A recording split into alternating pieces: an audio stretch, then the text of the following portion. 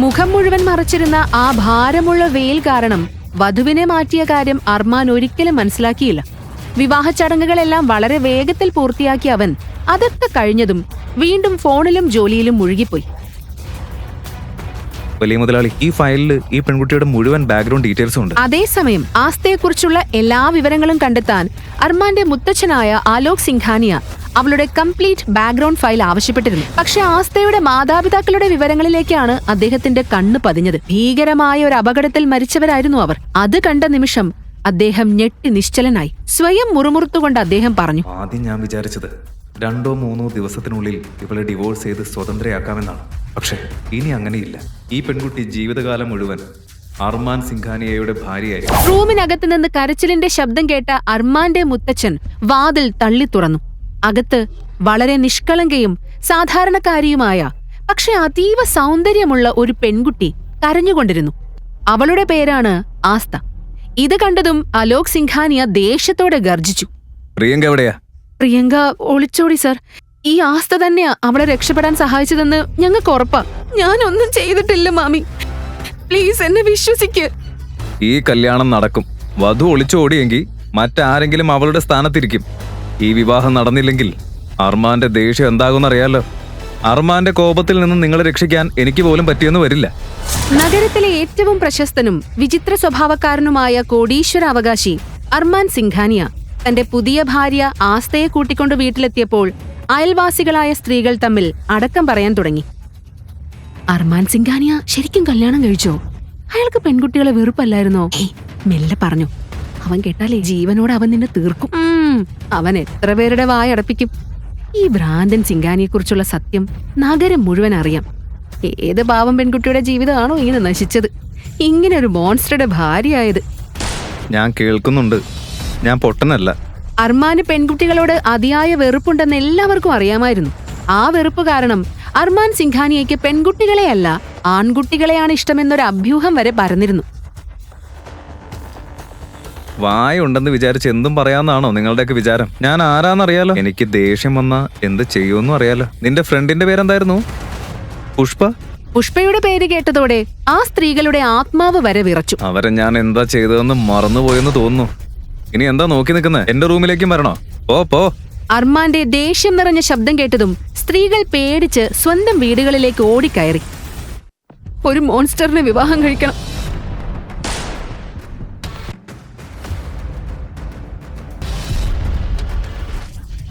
അവന്റെ കുഞ്ഞിന് ഞാൻ ജന്മം നൽകണം. ആസ്ത, നിനക്ക് വേറെ വഴിയില്ല. ഈ വിവാഹം നീ കഴിച്ചേ പറ്റൂ. എനിക്കിത് ചെയ്യാൻ പറ്റില്ല. ഡോക്ടർ ആകാനുള്ള എന്റെ സ്വപ്നം അങ്ങനെ തന്നെ അവസാനിക്കും. ഇവരെത്ര പവർഫുൾ ആളുകളാണെന്ന് നിനക്കറിയില്ലേ? എന്തും സംഭവിക്കാം. നിന്റെ അമ്മാവന്റെ ജീവൻ പോലും അപകടത്തിലാകും. സ്വന്തം കാര്യം മാത്രം ചിന്തിക്കുന്ന അത്ര സ്വാർത്ഥയാകരുത് നീ. പുഷ്പം പോലെ നിഷ്കളങ്കയും സുന്ദരിയുമായ ആസ്തയെ ഒരു വധുവിനെ പോലെ ഒരുക്കിയിരുന്നു. ആരും കണ്ടാൽ കണ്ണു മാറ്റാനാകാത്തത്ര ഭംഗിയായിരുന്നു അവൾക്ക്. മറുവശത്ത് നിന്നത് ഹാൻസം മോൺസ്റ്റർ.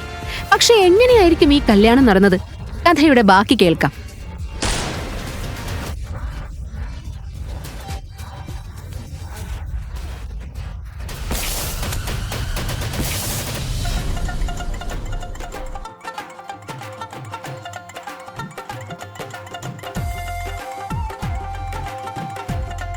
പ്രിയങ്ക ചേച്ചി, നിങ്ങളുടെ കല്യാണത്തിന് ഞാൻ എങ്ങനെ വരാതിരിക്കാനാ? മുത്തശ്ശി, ഇന്നലെയാണ് ആസ്ത തന്റെ മാമിയുടെ മകളുടെ കല്യാണത്തിനായി ഗ്രാമത്തിൽ നിന്ന് നഗരത്തിലേക്ക് സന്തോഷത്തോടെ വന്നത്. കുഞ്ഞുകാലം മുതൽ അനാഥയായിരുന്ന ആസ്തയെ വളർത്തിയത് അവളുടെ മുത്തശ്ശിയായിരുന്നു. പഠിച്ചൊരു ഡോക്ടർ ആകണമെന്നതായിരുന്നു അവളുടെ ഏക സ്വപ്നം.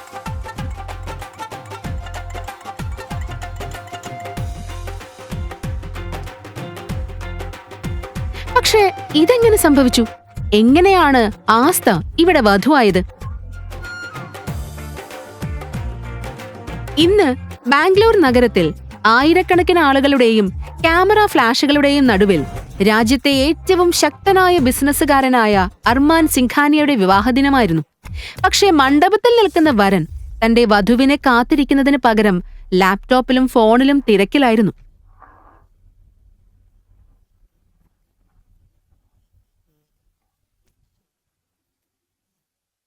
മുഹൂർത്ത സമയം കഴിഞ്ഞു പോവുകയാണ്. വധുവിനെ വിളിക്കൂ.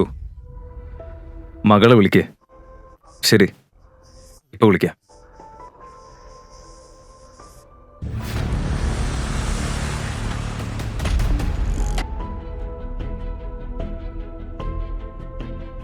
അർമാന്റെ വധുവായ പ്രിയങ്കയെ തിരഞ്ഞെടുത്തത് അർമാന്റെ മുത്തച്ഛനായ ആലോക് സിംഘാനി ആയിരുന്നു. അവരുടെ ഓഫീസിലെ ഒരു ക്ലർക്കായ മനോജ് മൽഹോത്രയുടെ മകളായിരുന്നു പ്രിയങ്ക. വളരെ സാധാരണ ഭംഗിയുള്ള പ്രിയങ്ക അച്ഛന്റെ നിർബന്ധത്തിന് വഴങ്ങിയാണ് ഈ വിവാഹത്തിന് സമ്മതിച്ചത്. പക്ഷേ ഇന്ന് മനോജ് തന്റെ മകളുടെ റൂമിലേക്ക് കയറിയപ്പോൾ അയാളുടെ കാലിനടിയിലെ മണ്ണൊലിച്ചുപോയി. മണ്ഡപത്തിലേക്ക് വരാനിരിക്കെ പ്രിയങ്കയെ കാണാതായിരിക്കുന്നു. അപ്പോഴേക്കും അവൾ അവിടുന്ന് രക്ഷപ്പെട്ടിരുന്നു.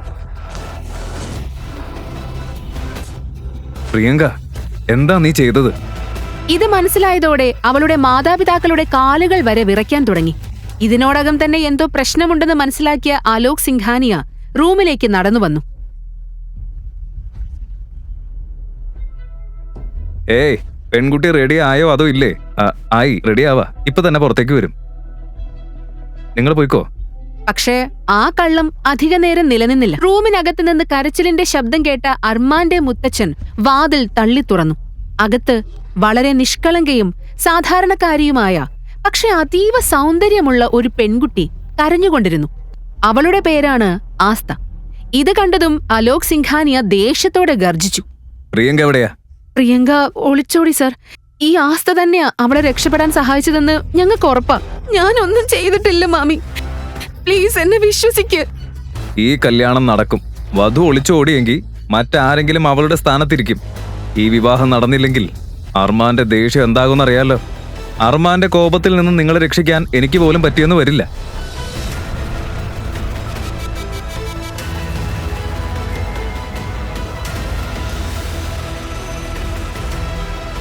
സത്യത്തിൽ അർമാന് പെൺകുട്ടികളെ വെറുപ്പായിരുന്നു. ഹാർട്ട് അറ്റാക്ക് വന്നതായി നാടകം കളിച്ചാണ് ആലോക് സിംഘാനി അവനെ വിവാഹത്തിന് സമ്മതിപ്പിച്ചത്. വധുവിനെ കാണാതായ കാര്യം അവൻ ഇപ്പോൾ അറിഞ്ഞിരുന്നെങ്കിൽ അർമാന്റെ ദേഷ്യം എല്ലാവരെയും ചാരമാക്കി മാറ്റുമായിരുന്നു. അതുകൊണ്ട് വധുവിന്റെ അമ്മയായ സീമ ആസ്തയെ മുന്നോട്ട് തള്ളിക്കൊണ്ട് പറഞ്ഞു, ഇതെല്ലാം നീ കാരണോ സംഭവിച്ചത്.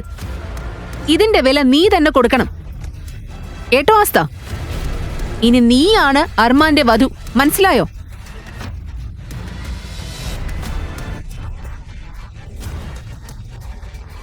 എനിക്ക് കല്യാണം വേണ്ട മാമി, പ്ലീസ് എന്നെ എന്റെ മുത്തശ്ശിയുടെ അടുത്തേക്ക് പോകാൻ വിട് പ്ലീസ്. മാത്രമല്ല പ്രിയങ്ക ചേച്ചി പറഞ്ഞിരുന്നു അയാള്. മിണ്ടാതിരിക്കെ, ഞാൻ പറയുന്ന പോലെ അങ്ങ് ചെയ്താ മതി. ആസ്ത കരഞ്ഞു, നിലവിളിച്ചു. പക്ഷെ അവളെ കേൾക്കാൻ ആരും തയ്യാറായില്ല. ആ നിമിഷം അതൊരു പെൺകുട്ടിയുടെ ജീവിതത്തിന്റെ കാര്യമല്ലായിരുന്നു, സിംഘാനിയ എംപയറിന്റെ മങ്ങാത്ത പേരിന്റെ കാര്യമായിരുന്നു. ആസ്ത, നീ ഈ വിവാഹത്തിന് തയ്യാറായേ പറ്റൂ. അല്ലെങ്കിൽ അർമാൻ സിംഘാനിയ നമ്മളെ എല്ലാം കൊന്നൊടുക്കും. അവൻ എത്ര അപകടകാരിയാണെന്ന് നിനക്കറിയില്ല. രക്ഷപ്പെടാൻ ഒരു വഴിയും ബാക്കിയില്ലാതെ ആസ്തയെ വേഗത്തിൽ ഭാരമുള്ള ഒരു ബ്രൈഡൽ വേഷം അണിയിച്ചു. പിന്നെ അവളുടെ മുഖം മുഴുവൻ മറയ്ക്കുന്ന പോലെ നീളമുള്ള ഒരു ഷോൾ അവളുടെ മുഖത്തൂടെ ഇട്ടു. കൈ മുന്നോട്ട് നീട്ടൂ.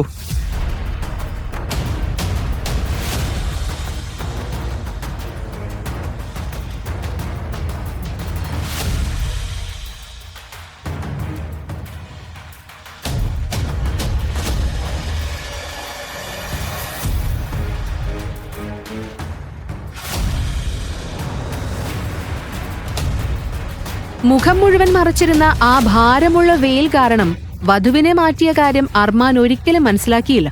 വിവാഹ ചടങ്ങുകളെല്ലാം വളരെ വേഗത്തിൽ പൂർത്തിയാക്കിയ അവൻ അതൊക്കെ കഴിഞ്ഞതും വീണ്ടും ഫോണിലും ജോലിയിലും മുഴുകിപ്പോയി.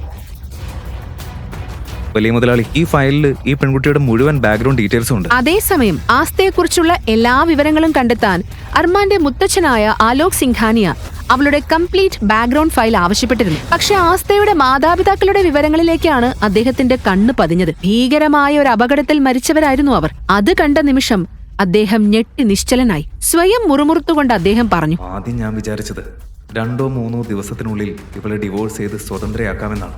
പക്ഷേ ഇനി അങ്ങനെയില്ല. ഈ പെൺകുട്ടി ജീവിതകാലം മുഴുവൻ അർമാൻ സിംഘാനിയയുടെ ഭാര്യയായിരിക്കും. അങ്ങനെ വിവാഹ ചടങ്ങുകളെല്ലാം കഴിഞ്ഞ് ആസ്തയെ കൂട്ടിക്കൊണ്ട് വിവാഹ ഘോഷയാത്ര സിംഘാനിയ മാൻഷന്റെ വലിയ ഗേറ്റിന് മുന്നിലെത്തി. അർമാൻ ആരെയും കാത്തു നിൽക്കാതെ വേഗത്തിൽ അകത്തേക്ക് നടക്കാൻ തുടങ്ങി. പക്ഷെ അവന്റെ മുത്തച്ഛൻ അവനെ തടഞ്ഞു. അർമാൻ, കല്യാണം കഴിഞ്ഞ് ഒറ്റയ്ക്ക് വീട്ടിലേക്ക് കയറാൻ പാടില്ല. മരുമകളെ കൂടെ കൂട്ടി അകത്തേക്ക് കൊണ്ടുവരണം. ഓ, നിന്റെ ഭാര്യയെ അകത്തേക്ക് കൂട്ടിക്കൊണ്ടുപോവാ. ചെറുപ്പത്തിൽ തന്നെ മാതാപിതാക്കളെ നഷ്ടപ്പെട്ട അർമാന് സ്വന്തം ജീവനേക്കാൾ പ്രിയപ്പെട്ടത് അവന്റെ മുത്തച്ഛനെയായിരുന്നു. അദ്ദേഹത്തിന്റെ വാക്ക് അവൻ ഒരിക്കലും അനുസരിക്കാതിരുന്നിട്ടില്ല. സിംഘാനിയ മാൻഷനിലേക്ക് കാലെടുത്തു വെക്കുക എന്നത് എല്ലാ പെൺകുട്ടികളുടെയും സ്വപ്നമാണെന്ന് ആളുകൾ പറയും. പക്ഷെ ആസ്തയ്ക്ക് അതൊരു സ്വപ്നത്തിന്റെ തുടക്കമല്ലായിരുന്നു, അവളുടെ നാശത്തിന്റെ കവാടമായിരുന്നു. ആസ്ത ഇപ്പോഴും അവളുടെ മുഖത്ത് നിന്നും ഷോൾ മാറ്റിയിരുന്നില്ല. അതുകൊണ്ട് അവൾക്കൊന്നും വ്യക്തമായി കാണാനായില്ല. അർമാൻ വലിയ വേഗത്തിലും ദേഷ്യത്തോടെയും അവളെ എടുത്ത് അകത്തേക്ക് നടന്നു. അവർ അകത്തേക്ക് കയറുന്നത് കണ്ടതും അർമാന്റെ അനിയനും കുറച്ച് ഫ്രണ്ട്സും ഹാളിൽ കൂടി വിസിലടിക്കാനും കളിയാക്കാനും തുടങ്ങി. പക്ഷേ ലിവിംഗ് റൂം കടന്ന നിമിഷം തന്നെ അർമാൻ ദേഷ്യത്തോടെ ആസ്തയെ തള്ളി. ഇനി ഒരു തരത്തിലുള്ള നാടകത്തിനും ഞാനില്ലെന്നും പറഞ്ഞ് അർമാൻ തന്റെ സ്റ്റഡി റൂമിലേക്ക് കയറി വാതിലടച്ചു. ആഹാ മോനെ. Yes grandpa. എടത്തി വരൂ, ഞാൻ നിങ്ങളുടെ റൂം കാണിച്ചു തരാം. മുത്തച്ഛന്റെ സിഗ്നൽ കിട്ടിയതോടെ അർമാന്റെ സഹോദരനായ അഹാൻ ആസ്തയെ അർമാന്റെ റൂമിലേക്ക് കൊണ്ടുപോയി. അകത്തേക്ക് വരൂ ഏട്ടത്തി. വെൽക്കം. ഇതാണ് നിങ്ങളുടെ റൂം. എന്തെങ്കിലും ആവശ്യമുണ്ടെങ്കിൽ ഈ ബെല്ലൊന്ന് അമർത്തിയാൽ മതി. ആരെങ്കിലും ഉടനെ വരും. നിങ്ങൾ കംഫർട്ടബിൾ ആയിട്ടിരിക്കും. ഞാൻ കുറച്ച് കഴിഞ്ഞ് വരാം. ആസ്ത റൂമിനകത്ത് കയറിയതും ഒരു ദീർഘനിശ്വാസം വിട്ടു. ആദ്യമായാണ് അവൾ പുതിയ വീട്ടിൽ ഒറ്റയ്ക്കാകുന്നത്. അവൾ വാതിൽ അകത്തു നിന്ന് അടച്ചതും അത് ഓട്ടോമാറ്റിക്കായി വലിയ ശബ്ദത്തോടെ ലോക്കായി. പാവം ആസ്തയ്ക്ക് ഓട്ടോമാറ്റിക് ഇലക്ട്രോണിക് ലോക്കിനെ കുറിച്ചൊന്നും അറിയില്ലായിരുന്നു. അവൾ പതുക്കെ തന്റെ മുഖം മൂടി മാറ്റി ആഴത്തിൽ ശ്വാസം വിട്ടു. അത്രയും ക്ഷീണിച്ചിരുന്നതിനാൽ കുറച്ചു നേരം കൊണ്ട് തന്നെ അവൾ ഉറക്കത്തിലേക്ക് വഴുതി വീണു.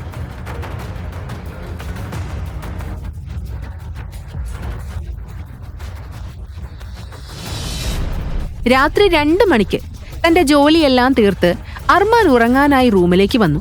കട്ടിലിന്റെ ഒരു വശത്ത് മറുവശത്തേക്ക് തിരിഞ്ഞ ആസ്ത ഉറങ്ങിക്കിടക്കുകയായിരുന്നു. അവളെ കണ്ടതും വെറുപ്പോടെ അർമാൻ പറഞ്ഞു, മുത്തശ്ശൻ എന്തിനാ ഇവളെ എന്റെ റൂമിലേക്ക് അയച്ചത്? എന്തായാലും ഈ വിവാഹം പേരിന് മാത്ര.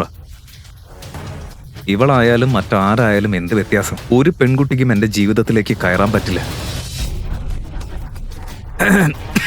ആസ്തയെ എഴുന്നേൽപ്പിക്കാൻ അവൻ ശ്രമിച്ചു. പക്ഷെ അവൾ നല്ല ഉറക്കത്തിലായിരുന്നു. ഒന്നും കേട്ടില്ല. ദേഷ്യം വന്ന അർമാൻ മേശപ്പുറത്തിരുന്ന ഗ്ലാസ് എടുത്ത് നിലത്തേക്ക് എറിഞ്ഞു. വലിയ ശബ്ദത്തോടെ ഗ്ലാസ് പൊട്ടിച്ചിതറിയെങ്കിലും ആസ്ത ഇപ്പോഴും ഉണർന്നില്ല.